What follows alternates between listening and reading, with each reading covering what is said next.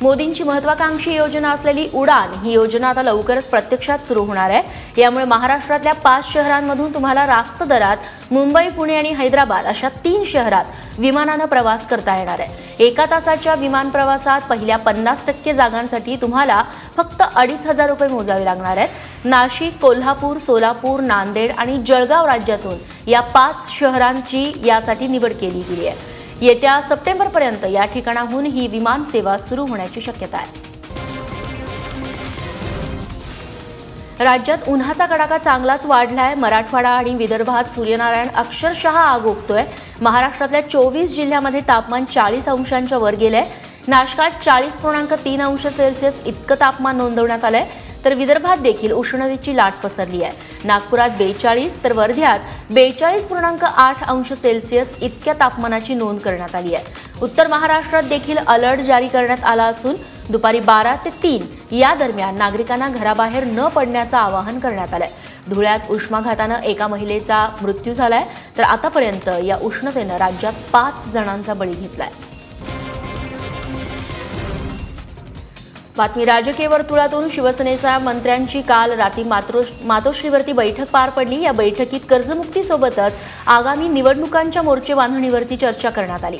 दरम्यान शिवसेना पक्षप्रमुख उद्धव ठाकरे स्वतः मुख्यमंत्र्यांशी कर्जमुक्तीवरती चर्चा करणार असल्याचे यावेळी सांगण्यात आलं।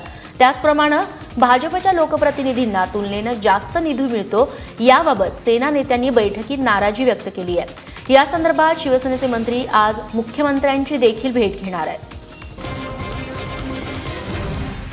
पीक विम्यातून कर्जवसुली केली जाणार नाही असा महत्त्वपूर्ण निर्णय फडणवीस सरकारने घेतलाय। राज्याचे अर्थमंत्री सुधीर मुनगंटीवार यांनी यासंदर्भात काल विधिमंडळ परिसरात माहिती दिली। आधीचे सरकार पीक विम्याची 100% रक्कम कर्जाच्या रकमेत वर्ग करत होतं, मात्र आमच्या सरकारने फक्त 50% रक्कम कर्ज खात्यात जमा करण्याचा निर्णय घेतला होता। पण यामुळे शेतकऱ्यांच्या मनात संभ्रम आणि भीती निर्माण होऊ नये म्हणून हा निर्णय मागे घेत असल्याचं मुनगंटीवार यांनी सांगितलं। सरकारचं निमित्त करून काँग्रेस राष्ट्रवादीनी शेतकऱ्यांच्या मनामध्ये कारण नसताना संभ्रम निर्माण करू नये म्हणून उद्यापासून हा GR रद्द करण्याचा निर्णय शासनाने घेतला आहे। पूर्णपणाने वित्तमंत्री खोटं बोलतात, राज्याच्या जनतेला फसवतात। पीक विम्याची रक्कम यापूर्वी राष्ट्रवादी काँग्रेसचं सरकार असताना कधीही कर्जात वळवलेली नाही। पीक विम्याची रक्कम कर्जामध्ये अशीही सरकारला वळवता येत नाही। शासकीय कामकाजाचा आठवडा 5 दिवसांचा करण्याबाबत सुधीर मुनगंटीवार यांनी सकारात्मक संकेत दिलेत। विधान परिषदेत ते बोलत होते। सध्या याबाबत एक समिती नेमण्यात आली आहे। लवकरच ही समिती आपला अहवाल सरकारला देईल आणि त्यावरती योग्य तो निर्णय घेतला जाईल असंही मुनगंटीवार म्हणाले। विधान परिषद बरखास्त करा अशी मागणी भाजपचे आमदार अनिल गोटेंनी केल्यानंतर त्याचे तीव्र पडसाद काल विधान परिषदेत उमटले।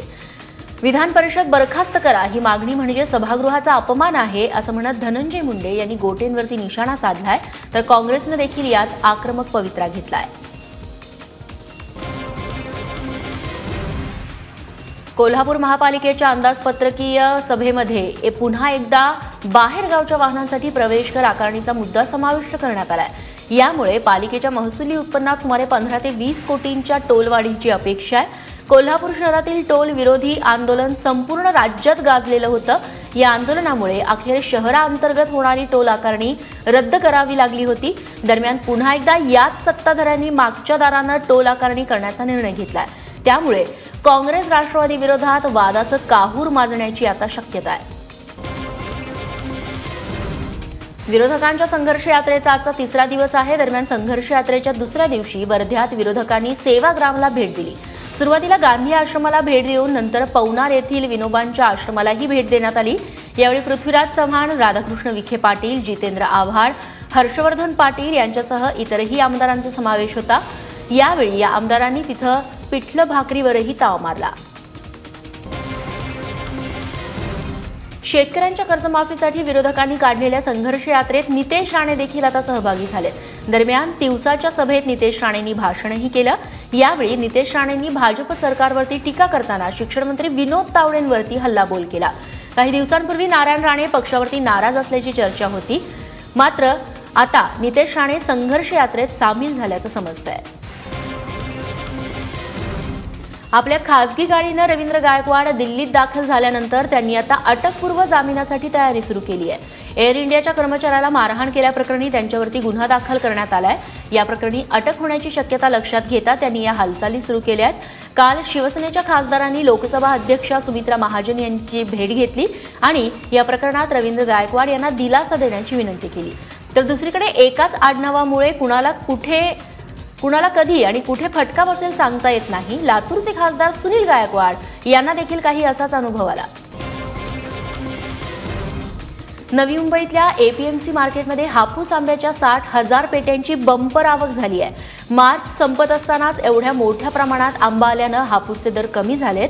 5 डझनाच्या पेटीमागे 1,500 ते 2,000 रुपये कमी झाल्यानं खवय्यांसाठी ही एक चांगली संधी उपलब्ध झाली आहे. कोकणासोबतच कर्नाटक आणि केरळमधून देखील मोठ्या प्रमाणात हापूसची आवक होतीये.